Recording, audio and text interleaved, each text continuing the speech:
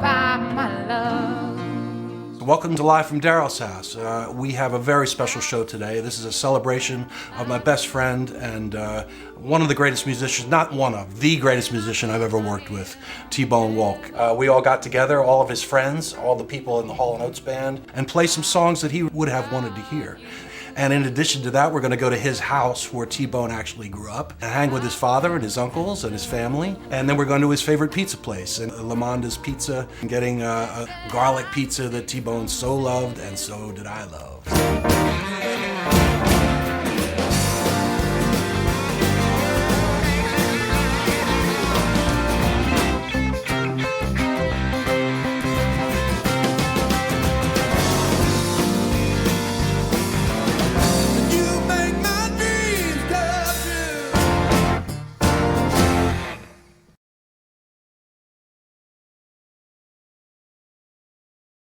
I met T-Bone in 1984.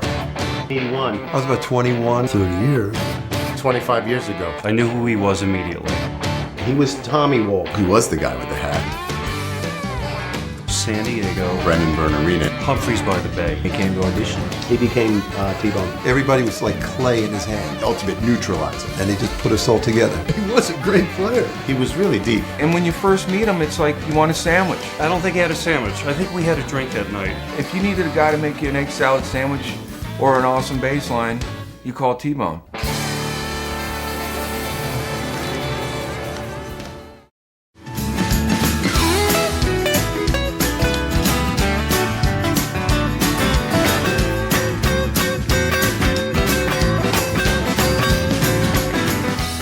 Jesus Christ, I don't even need to fucking play with you here. I'm just gonna like look at this thing. Are you using your penis too? You're like using everything. The Just dick. having a good day. I'm inspired by your God music. damn, you're good. I've had trouble before here. Stop it.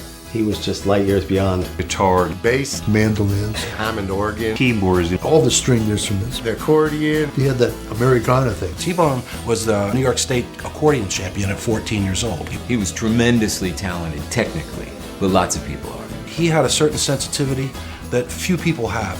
Some people are talented, but they kind of hold it for themselves or an ego thing. He wanted to give it to you. A bass line is a song within a song. I honestly can say that I don't think I've ever met a better musician than him. And I don't care who it is. I definitely equate him to being somebody like Evel Knievel in that he's not going to. There he goes, and he's hitting it. How did you do that? Because I'm a busy motherfucker. And you know what? When I play that shit and I do my thing, I don't need to review it anymore. There's plenty of better players, I'm sure.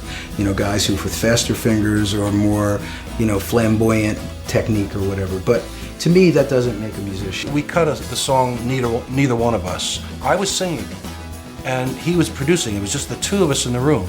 And I started crying while I was singing that song because it's such an amazingly sad song, and T-Bone was crying, and we're both crying.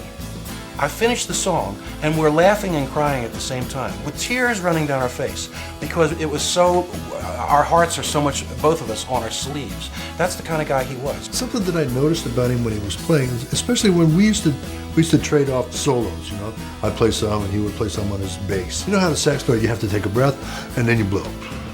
And then take another breath. Well, he did that when he was playing his bass. He would take a breath, and then the phrase would happen. The phrase would be over, he'd take another breath.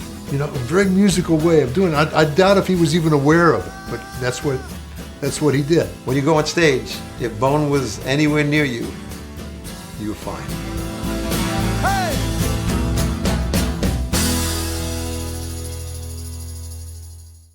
Before we do anything, I got to say something, because this is the beginning of the show. This is the best Hall & Oates band ever been gave right here in this room. ever, man. Everybody's here. So Joe's going to sing on this first one. This is a song that T-Bone actually cut on an album he was working on right at the very end, and it's an NRBQ song, which you are very familiar with, Joe. And so let's go for it.